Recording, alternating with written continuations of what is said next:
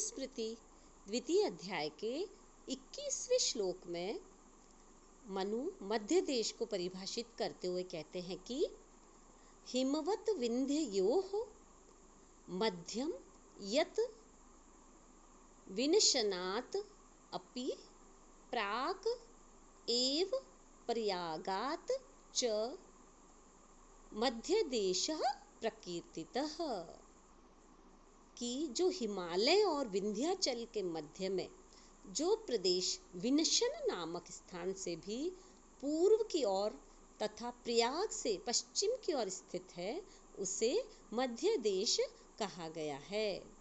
महर्षि मनु मध्य देश को परिभाषित करते हुए कहते हैं कि जो प्रदेश प्रसिद्ध पर्वतराज हिमालय और विंध्य पर्वत के बीच में स्थित है, जहाँ सरस्वती नदी लुप्त हुई थी, उस विनशन नामक स्थान से पूर्व दिशा में स्थित है, एवं प्रसिद्ध तीर्थराज प्रयाग से पश्चिम दिशा में स्थित है, उस प्रदेश को ही मध्य देश कहा जाता है।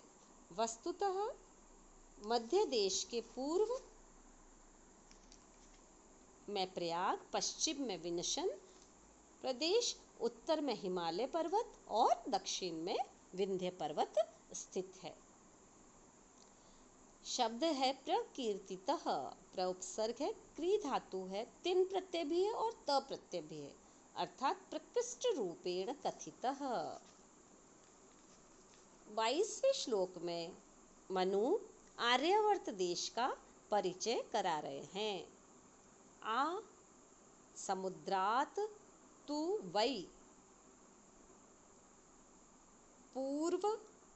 पूर्वात्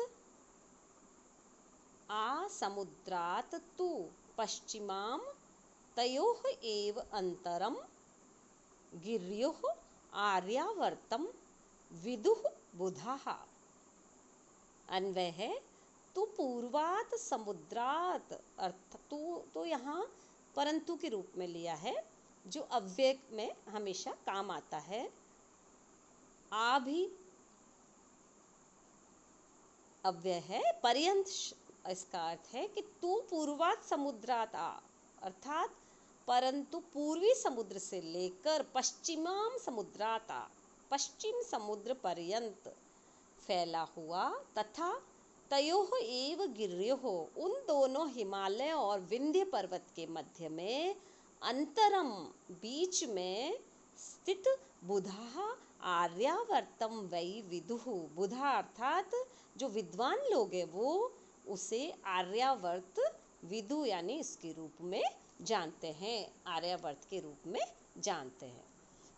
इसमें मनु आर्यावर्त देश की भौगोलिक स्थिति का वर्णन कर रहे हैं कि जो प्रदेश पूर्व में स्थित समुद्र से लेकर पश्चिम में स्थित समुद्र तक फैला हुआ है, जो प्रदेश उन प्रसिद्ध हिमालय और विंध्याचल के मध्य में स्थित है, ऐसे फैले हुए भूभाग को विद्वानों ने आर्यावर्त कहा है। विशेष में आप लिख सकते हो कि कुल्लुक भट्ट ने आर्यावर्त को समुद्र के मध्य में स्थित द्वीपों को कहने का निषेध किया है। आर्यों का निवास स्थान और उत्पत्ति स्थान आर्यावर्त कहलाता है। अब मनु यज्ञ देश और म्लिच्छ देश को स्पष्ट कर रहे हैं कि यज्ञ करने के योग्य देश कौन सा है और जहाँ यज्ञ नहीं करना चाहिए वह देश कौन सा है। कृष्णसारः तु चरति मृगः स्वभावतः सः ज्ञेयः यज्ञो देशः म्लिच्छ देशः तु अतः परः। यत्र तु कृष्णसारः मृगः स्वभावतः चरति, अर्थात जहाँ पर कृष्णसार नामक मृग जो है वो स्वभाव से विचरण करता है, वह प्रदेश यज्ञ देशः, यज्ञ ज्ञेयः, यज्ञ के योग्य समझना चाहिए। अतः परम, और उससे भिन्न जितना भी भूभाग है वह म्लिच्छ देशः, म्लिच्छ देश कहलाता है, अर्थात वह यज्ञ कार्यों हेतु त्याज्य माना गया है। मनु कहते हैं कि कृष्णसार नामक जो मृग है, जो सर्वश्रेष्ठ चित्त कबरा कृष्ण वर्ण का मृग होता है, वह अपनी इच्छा से जब स्वतंत्रता पूर्वक निर्भीक रूप से इधर उधर विचरण करता है और जहाँ उसका कोई भी वध नहीं करता है, वही भूभाग यज्ञ के योग्य होता है और उसे ही यज्ञीय देश कहा जाता है। इससे भिन्न प्रदेश यज्ञ कार्य हेतु त्याज्य होता है। विशेष में हम लिख सकते हैं कि महाकवि कालिदास ने भी अभिज्ञान शाकुंतलम में इसका उल्लेख किया है। म्लेच्छ देश अपवित्र स्थान के लिए प्रयुक्त हुआ है। स्वभावतः जो शब्द है वह बना है स्वभाव और तसिल प्रत्यय से। ज्येय शब्द बना है ज्या धातु और यत प्रत्यय से। यज्ञीय शब्द बना है यज्ञ शब्द और घ प्रत्यय से। इसी प्रकार महर्षि मनु 24वें श्लोक में द्विजों के निवास योग्य प्रदेश की बात कर रहे हैं कि एतान द्विजातयः देशान संश्रयेरन प्रयत्नतः शूद्रः तु यस्मिन् कस्मिन् वा निवसेत वृत्तिः कर्षितः। अन्वय है कि जो द्विजातयः प्रयत्नतः एतान देशान संश्रयेन, अर्थात जो ब्राह्मण क्षत्रिय और वैश्य ये जो द्विज है, ये व्यक्ति प्रयत्न पूर्वक एतान देशान संश्रयेन यानी इन्हीं देशों में निवास करे और वृत्तिकर्षितः शूद्रः तु, और जो शूद्र लोग हैं जो आजीविका से पीड़ित होकर शूद्र यस्मिन कस्मिन वा निवसेत जिस किसी भी देश में निवास कर सकता है।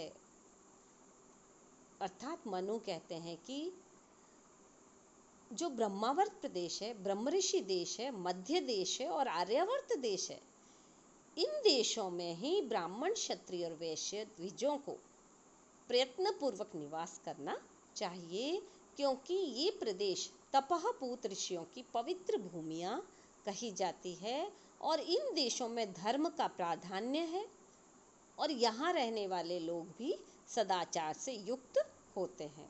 इसके विपरीत संस्कारहीन शूद्र व्यक्ति जहाँ भी उसकी आजीविका की व्यवस्था हो जाए वहाँ ही वो निवास कर सकता है, क्योंकि आजीविका प्राप्ति के लिए शूद्र किसी भी देश में रह सकता है, उसके लिए विशेष देश में रहने की अनिवार्यता नहीं है। विशेष में हम लिख सकते हैं कि जो ये यहाँ पर जो द्विज शब्द का प्रयोग किया है वहाँ उसका अर्थ ब्राह्मण क्षत्रिय और वैश्य वर्ण के द्विज के लिए हुआ है। इसी प्रकार व्याकरणात्मक टिप्पणी में आप संश्रयन शब्द लिख सकते हो, सम उपसर्ग श्री धातु और झ प्रत्यय है। प्रयत्नतः लिख सकते हो, प्र उपसर्ग है, यत धातु ल्युट प्रत्यय भी है और इसमें तसिल प्रत्यय है।